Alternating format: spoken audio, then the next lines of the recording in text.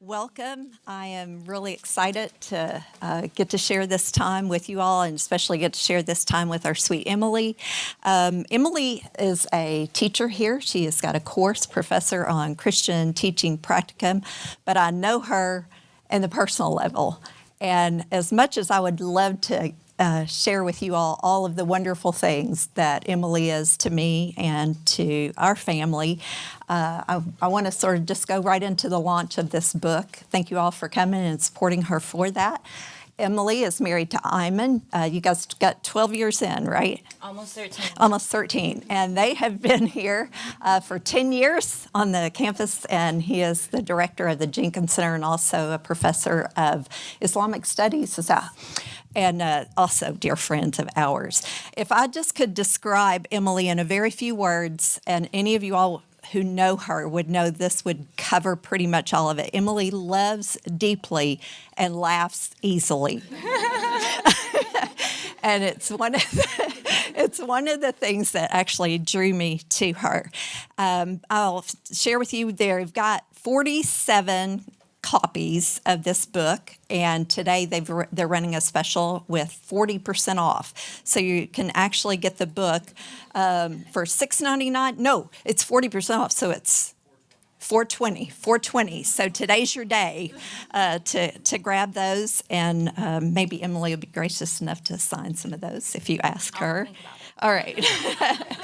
But without any further ado, I've asked her to begin with some of her poetry reading, and you just get to step inside of her heart and the reading of her beautiful poems. Thank you, Em.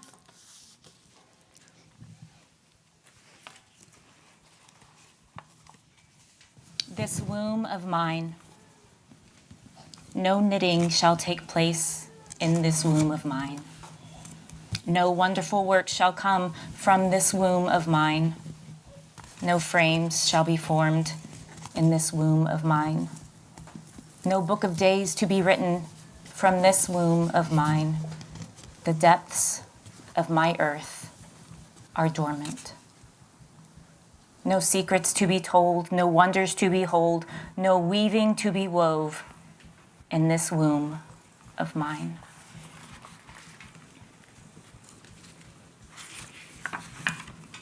Their names: Chavez Samir Ibrahim, Layla Rose Ibrahim, my babies who never were and never will be.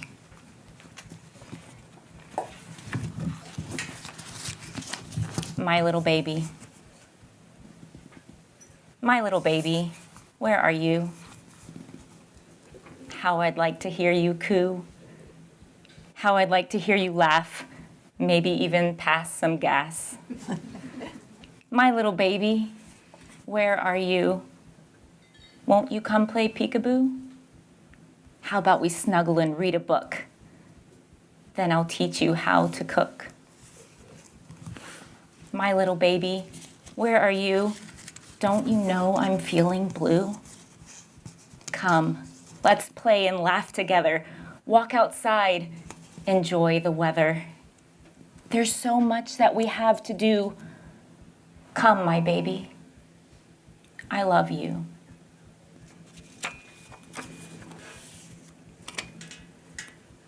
Never and always. Never will I hold your hand. Never will I watch you stand. Never will your head I kiss. Always, always, you I miss. Never will I hear you talk. Never will I watch you walk. Never will your head I kiss. Always, always, you I miss. Little you, little me, little one who'll never be. Little hands, little feet, little one we'll never meet. Little girl, little boy, little one who'd bring us joy. Little giggle, little cry, little one, you pass us by. Little you, little me, little one who'll never be.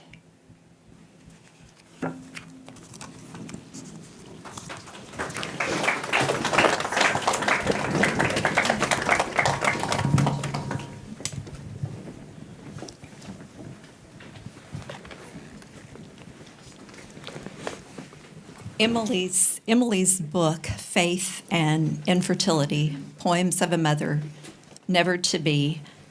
I ordered this as soon as Emily sent me a link that it was carried on Amazon.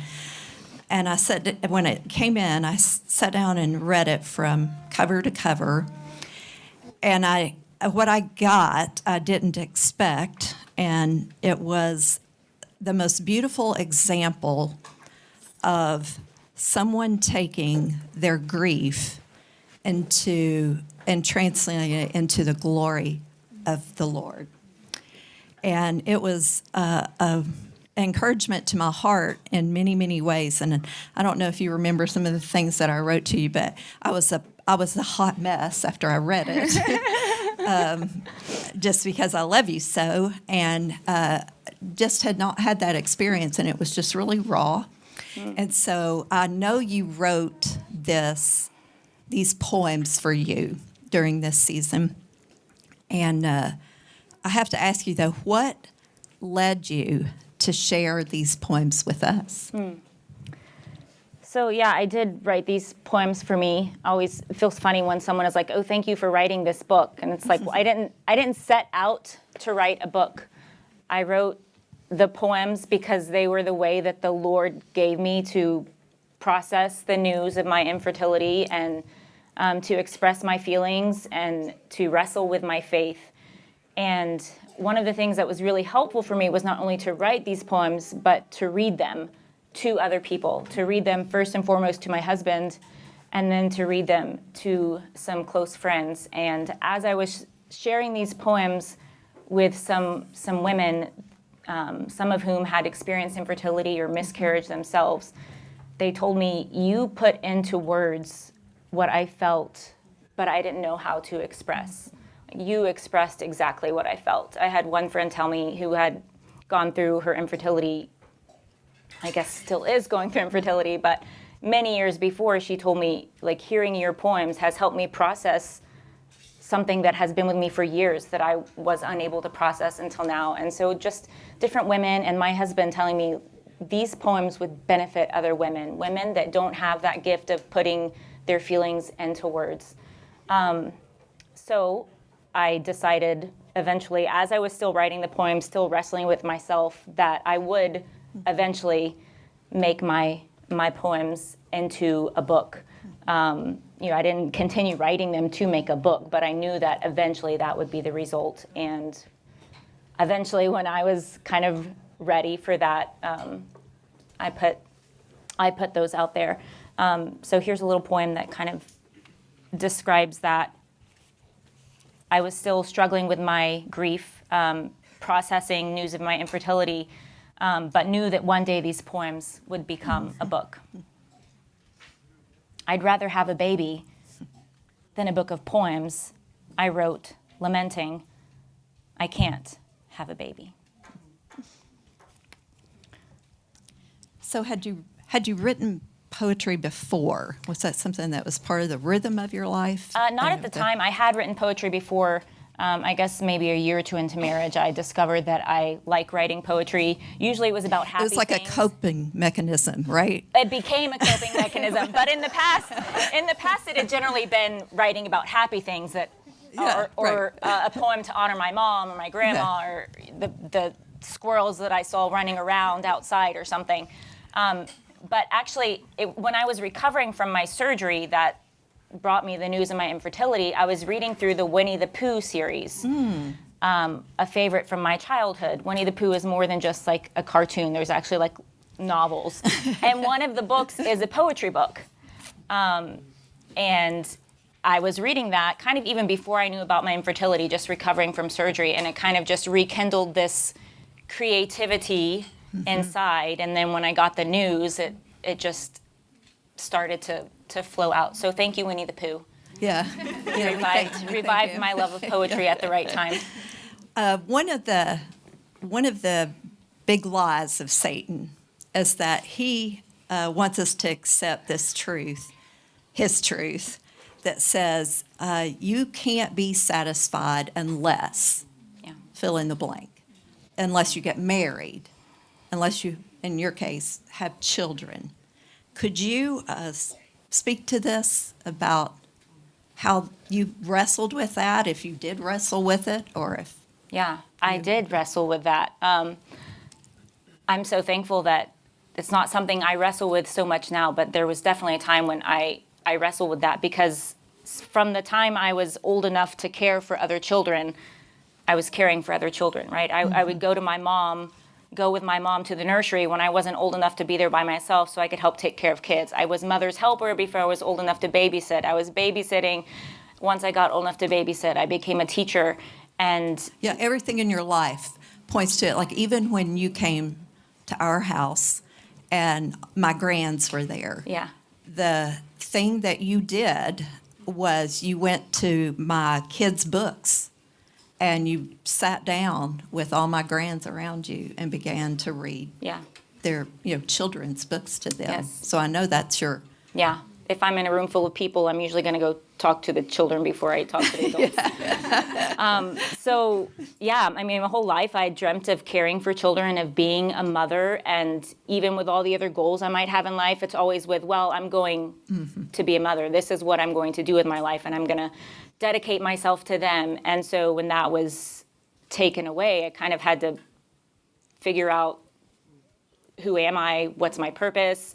How can I be content with, because even though, we'd been married a while and hadn't had kids, there was still always like that hope, right? That in the future I will get to do this.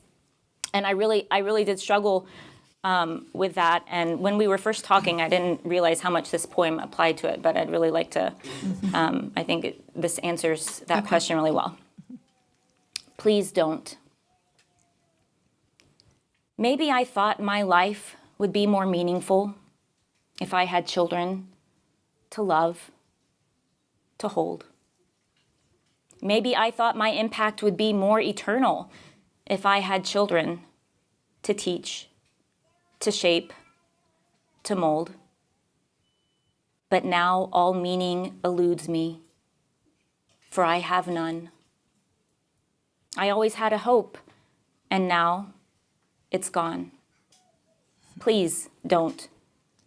Don't try to convince me that I can love others as I would my own.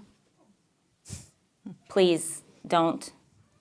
Don't try to convince me that I can impact others as I would my own. It's not true. I know it. And so do you.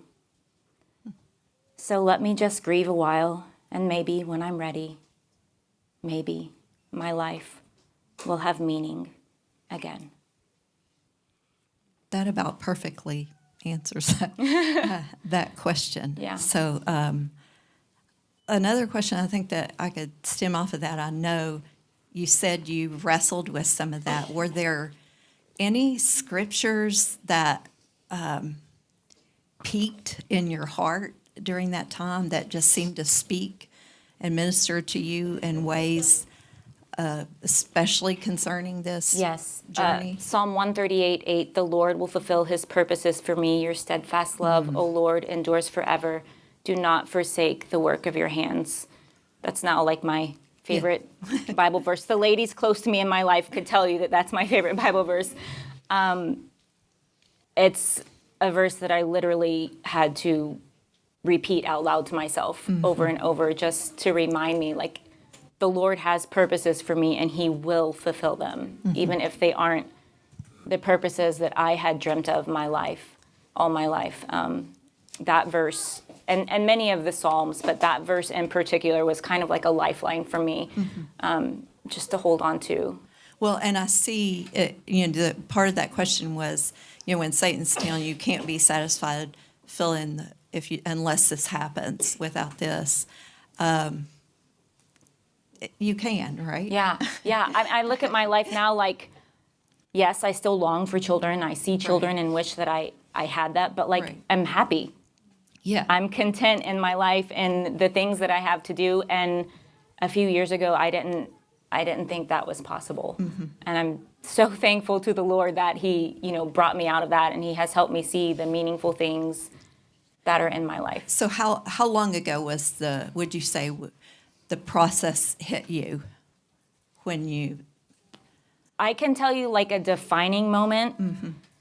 My dear husband in this journey said to me so many times, like having children is a blessing, not having children is a blessing. And, the Lord has a purpose for our life. And there are many things that we do that would be very hard to do if we had kids.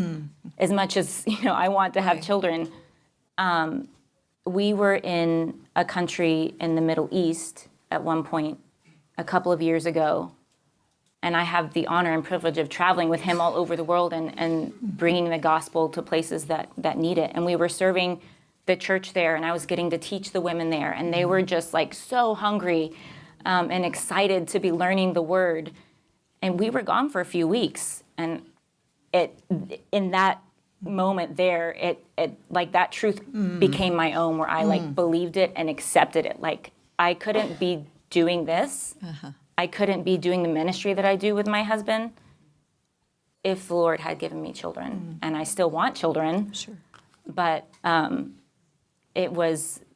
was a defining moment turning. And that was at least a couple of years after finding out about my infertility. So it took a while. Yeah. Emotions are a strong thing. Yeah. They show up. And one of the things I think in the Christian life, one thing that happens is you get almost competing emotions like sorrow and joy, gratefulness and devastation. All those things can come at the same. You wrote, I've read a poem in your book where you wrote where this happened in your life when you were dealing with infertility. I'd love if you'd share that one for me. Well, there's two I'd like to share. Okay. The first one, it's actually the first poem that I wrote, I don't know, maybe a day or so after finding out about my infertility. And it was 100% true in that moment. Pain and peace coincide. Within me they both reside. Both so real, so deep I feel peace and pain within. And then further along in my journey,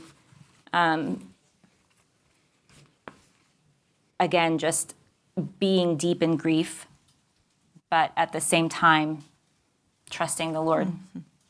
Even though, God, I trust you, even though I'm sad. God, I trust you, even though I'm mad. God, I trust you, though I don't understand. God, I trust you. Come and take my hand. God, I trust you. Do you hear my plea? God, I trust you. Please, God, come to me. God, I trust you even in my grief. God, I trust you. Help my unbelief. God, I trust you. Tell me what to do. God, I trust you. I will rest in you. Well, that was the poem that I read that made me go to just, it sounds strange to say I lost sight of you and saw the Christ instead. It was that poem that it was like you lifted some things, and one of the things that's really I think particularly helpful, I think, for everybody who reads this book, but especially like a grieving woman or husband for that matter, was you did this in chronological order, roughly chronological order. So we get to watch the process of the Lord working in you and through you in that. And when I got to my favorite poem, if you can say a favorite, and this was on page 42, and it's like I saw this change in the rhythm of your poetry. There came a lightness into that one. Excuse me, I'm going to swap out your Okay, microphones. thank you. There came a. Am I good? All right. There came a lightness in that season. You could almost see it, and it would. To say it was whimsical sounds not right, but in some way, there's sort of like a lifting that happened in that poetry. Yeah. So when you get to that, and I hope you'll read that one for me as well. But what is your hope for the readers as they journey through this book? Well, I kind of have different readers in mind. My first audience is the woman who is experiencing infertility. And I hope that in this book she finds a friend, that she's not alone, that there's someone else that's experienced these emotions. Maybe she finds her emotions put into word. I hope that she finds encouragement in her faith and in trusting in the Lord. That's the ultimate hope, that this book would point her towards trusting in the Lord. And then, or maybe for the husband of the infertile wife, the wife that's experiencing infertility, that he might read this book too, to help him understand better what his wife is feeling. Not that the husband doesn't have grief or as they experience infertility, but I think that the wife might experience it in a particular way. And it can be really hard to express those feelings, and there's lots of really hard conversations that husband and wife have to have. And so I hope that maybe like a husband would pick it up and read it to be able to better understand his wife and what she's experiencing. And then for those that aren't experiencing or haven't experienced or might never experience infertility, I hope that they would read it, again, to understand what the woman experiencing infertility might be feeling, so that they can better care for her. But for whoever the reader is, whatever their circumstance in life, I hope that it would point them to put their hope and trust in God, no matter what their circumstance might be, whether they, never face infertility. We all face grief and challenges and disappointments in life. And I think there are poems in here that don't speak about infertility specifically, and they can point the reader to hope in God. Well, open up there, verse 42. Yeah, poem. so I found out about my infertility as I was working on my doctorate, at the time, my EDD, and it was really hard. Like, the EDD program at Southern is very, intense, okay? And she's really smart. So. It's a lot of work. And it was so hard, and I wanted to quit all the time. And it's only because of the grace of God and my husband that I didn't quit all the time. And I was working so hard. So that's what you need to know for the background to this poem. Mommy. Doctor is not the title I care to hear. Mommy is the one I want sounding in my ear. I want sleepless nights, sibling fights, sweet snuggles, warm cuddles, baby crying, spit up flying, lullabies, baby eyes, snotty faces, wet embraces, poopy diapers, butt wipers, temper tantrums, tender kisses, skin knees, and climbing trees. I know. It's not a walk in the park, but I am willing to run. It's interesting to hear your perspective, that when you read that, you felt like a lightness, but I did not feel a lightness when I was writing it. It is kind of whimsical and Dr. Seussish. Right. Seussish? Dr. Seuss. It is. You got me. But I did not feel that lightness when I was writing it. These words were very, intense and meaningful. And this is why I think that's really special, because you and I had a conversation about this. So, it's often that the Lord is working, enlightening, and showing Himself to us that we don't see it very clearly. Yeah. We don't feel Him as close as He is, and He's leaned into us, Yeah. and we've leaned into Him. But it really did seem to me that there was something that changed, and Yeah. it's a sweet one, and Yeah. there's a silliness in it Yeah. that you allowed yourself to feel in the middle of something that's really hard. Yeah. The poem that I look on, and I consciously felt myself feeling a lightness, I guess, in some sense could have a little smile about the situation, was this poem. And I must have written it probably weeks after that one. I don't know. Okay. Best. Maybe it's best we don't have a baby. I don't think the world could handle the cuteness of a little you and a little me put together. Yes, that must be the reason why God has denied us a child. The world could not handle the cuteness. That's pretty perfection. I mean, I think it's pretty much true. I know you do. Okay, so I love it. That's a good intro for me to bring Iman in on this. And how did the Lord?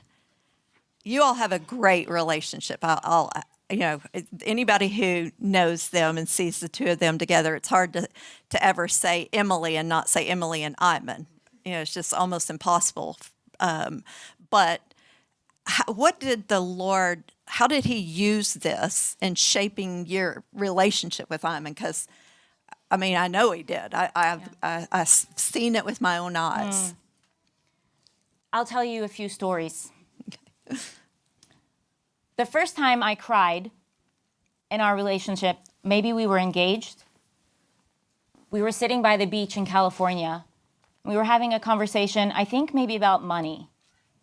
And I don't remember what the dispute was, but we didn't have the same view.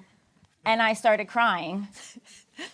And he said, "You have to stop crying. I can't talk to you if you're crying." That was his first response, yes. Okay, to Emily crying. "I can't talk to you." And every man in here identifies.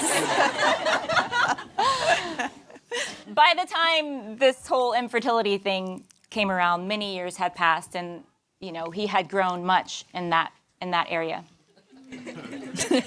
So I had this surgery. A week later, I went to my follow-up with my doctor, and that's when I found out about my infertility.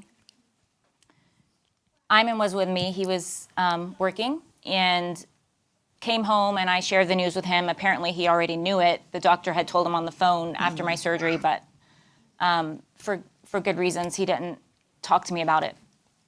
And he was afraid. I think he was afraid, and when he didn't completely understand, because the doctor was talking lingo, and he just wanted to make sure I was alive. Yeah, that's what he was looking for. Yeah. So I come home and I tell him this news. He's like, "Yeah, I know." And I start thinking, we're talking about it. It hasn't really sunk in yet, and I'm like, I'm not ready to tell anybody yet. I don't want to talk about this. And he was really glad, because he's extremely private. I mean, look how much he's changed. He's letting me sit up here and talk about this. Right. And so he was happy about that. But then I was like, wait, I want to tell this friend about it, because she lives on the other side of the world, and we talk about babies a lot. And she's about to come visit. I can't not talk about this topic with her. And I was like, wait, I might want to tell this friend too. And then it hit me. I'm going to not have babies forever. Mm-hmm. I can't keep this a secret forever. Right. And that's when the realization just hit me, and this noise that has never come from my body came out, and I started not weeping but wailing. And he took me to the couch and he just held me while I cried for as long as he needed to hold me. And I think that was maybe the sweetest moment of our marriage. And I wouldn't have that sweet moment, if we wouldn't have gone through this. And we grew in intimacy, emotional intimacy, in ways that we couldn't have grown if we wouldn't have gone through this trial together.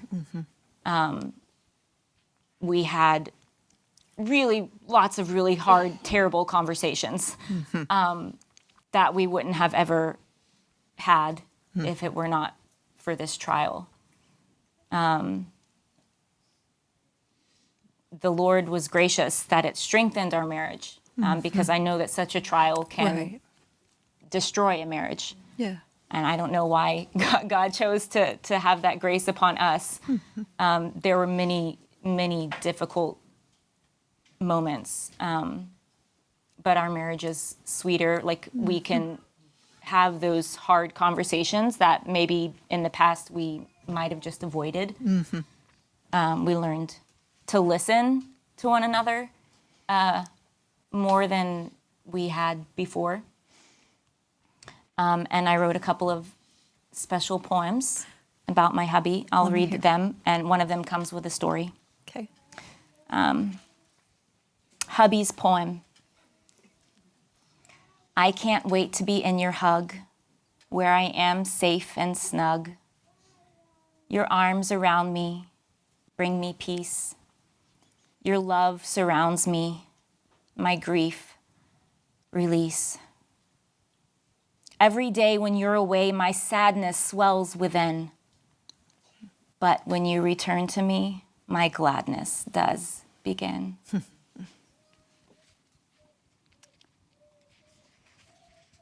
This is the poem that comes with a story, but I'll read the poem first. Morning, page 33. When morning comes, you'll take my hands and hold me in your arms.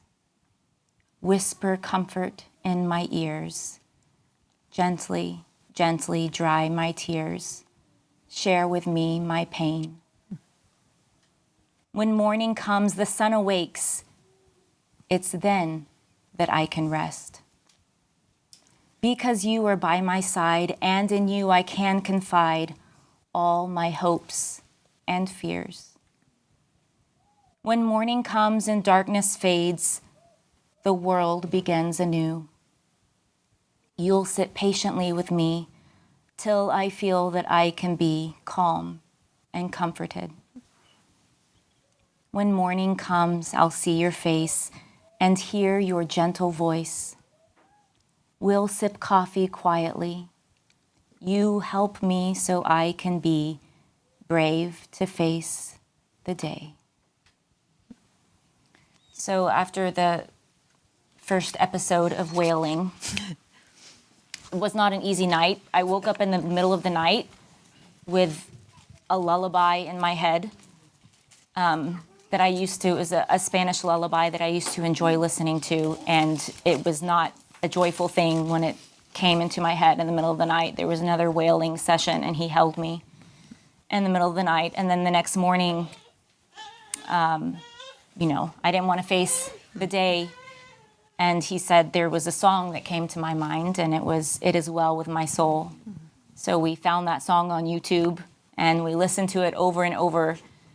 And I couldn't get out of bed. I was just stricken with grief. And usually I get out of bed, I go sit by myself and have my coffee in my quiet time, but I couldn't do it. And so he brought coffee up to bed, and we sat in bed and we had coffee together. And the next morning I couldn't face the day, and he brought me coffee, and we sat in bed and had coffee together. I don't know how long that went on, but it was a while before I was kind of ready to just get out of bed when I woke up.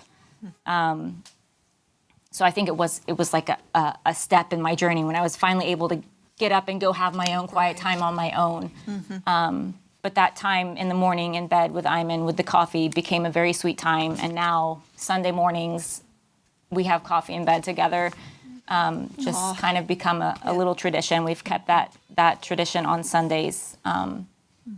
So I got to experience a care and a tenderness from my husband that I wouldn't have gotten to experience otherwise. Yeah.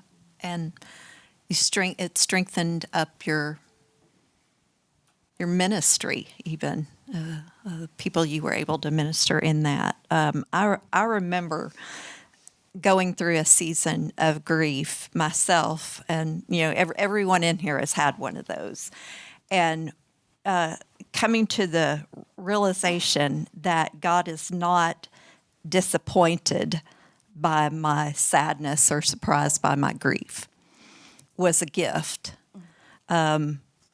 It felt rather lonely, though, in those places as you're getting to that realization. Like you're saying, you didn't want to tell people. You weren't sure how much you wanted to share, and to get to the point where you can write and share now is something. But what you've done in writing this for us and sharing this with us is you've helped us see the need to minister to other people in that. They don't know what to ask. They don't know what to do. So can you help us know what could be some helpful things that we could share with those experiencing infertility? Yeah. Before I answer that question, yes, I want to go back to the statement. Can you read the statement you said? God is not disappointed. Oh, he's not disappointed in my sadness or surprised by my grief. Yeah, I love that. Like, I wish somebody would have told that to me when I was in the depths of my grief. At the beginning it was expected, but then it just kept dragging out. My dad died a few months after I found out about my infertility, so that just right.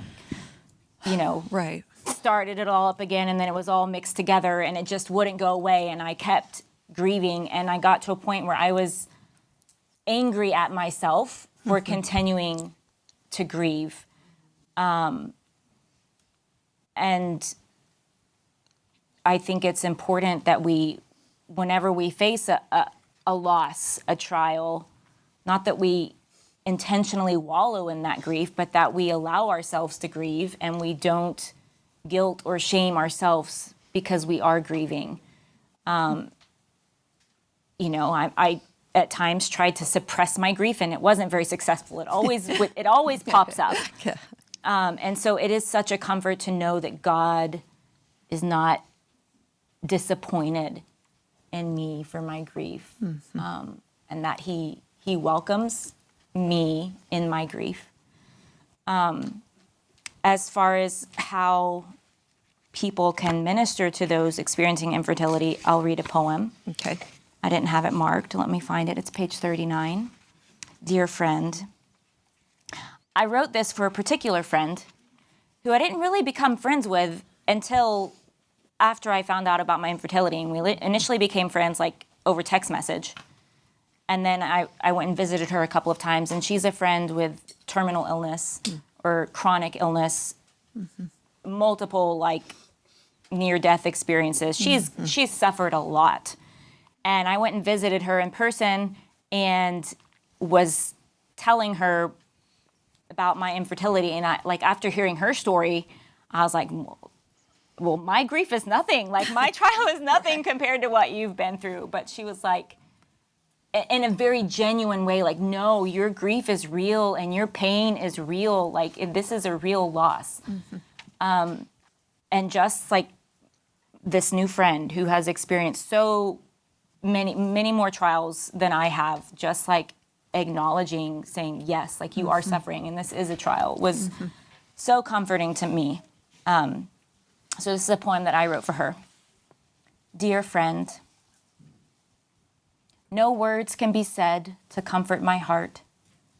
No deeds can be done for sadness to part. But your tears are a balm to my soul. Your embrace helps me feel whole. Your presence with me shows that you care. Your care for me lifts me from despair. No magic words make my pain go away. I only hope, dear friend, that you're here to stay. Mm-hmm. Infertility is a very sensitive topic, and women experience it in different ways. Some women may want to talk about it. Other women may not want to talk about it. But I would venture to say that if a woman has chosen to share with you about her infertility, then it's good that you might follow up with her, that you might ask her, hey, how are you doing with this? How's it going? I understand if you don't want to talk about it right now, but I just want you to know that I'm thinking about you, I'm praying for you. And sticking around for the long haul, because infertility can last for a long time. It can last forever. And so just being willing to follow up, not saying trite things to try and comfort her, but maybe to share words of love from the scripture, right? Things that are true from God's word. For me, those, it was God's word that comforted me. Right. It was very comforting when a friend would just acknowledge, like, oh, that's really hard. I'm so sorry. Those just acknowledging that it's a pain, that it is a sorrow and a trial, and being willing to talk about it. For me, it was really helpful to be able to talk to a friend and share with a friend what I was going through. But sometimes I maybe got tired of bringing it up to the same person, because I didn't want to bother them with bringing it up over and over again, right? So if a friend can come along and just say, hey, I'm praying for you, I'm thinking about you, how are you? I think that's a really good way to minister. Yeah, going a little bit further into that, everybody's got some sort of unfulfilled longing. Yeah. And I think infertility just sort of heightens that awareness maybe of that unfulfilled longing. How can you speak to that in people's lives? And I know that you had a couple of poems even that I think, though it's not specific to infertility, I think it really does speak to. I think, with grief and with infertility, unfulfilled longing, it's very similar. Like, the things that people did for me when my dad died would be similar to the things that they could do for me when I found out about my infertility, as far as offering comfort. And the same in infertility being an unfulfilled longing. I speak to a lot of women here on campus that are struggling with that unfulfilled longing of marriage. And it's like, I don't have that unfulfilled longing, but I do understand. It's like we're feeling the same things, but it's just about a different object of unfulfilled longing. Right. So I have a couple of poems that this is my advice to those that are experiencing an unfulfilled longing. You, O God, have caused this grief. Let me not fall into unbelief. You desire all things for my good. Help me trust you as I should. You do not cast off forever. O God, my hope, do not sever. You, O God, have caused this grief. Only from you can come relief. From your mouth come good and bad. Help me accept all I've had. From your heart you do not afflict. From me your love do not restrict. You're good to all who wait for you. Waiting is all I know to do. Though this grief you did fashion, come to me with your compassion. How do these truths I reconcile? To understand may take a while. You, O God, have caused this grief. Let me not fall into unbelief.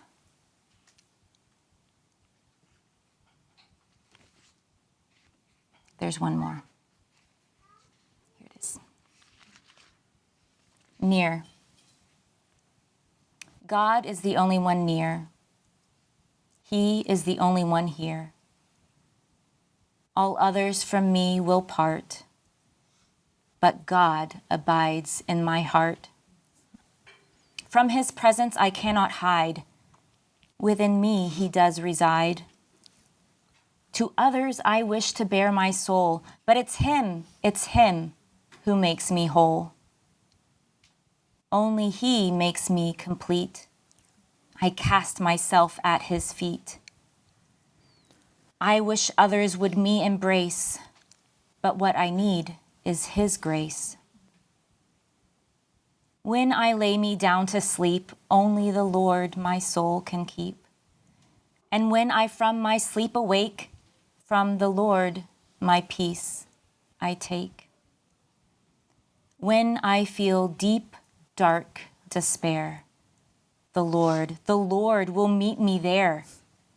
When in a friend I wish to confide, the Lord is by my side. When I feel no one understands, the Lord, he takes my hands. He gathers me into his arms where there are 10,000 charms. He holds me close to his chest, and quietly there I rest. Quietly there I rest.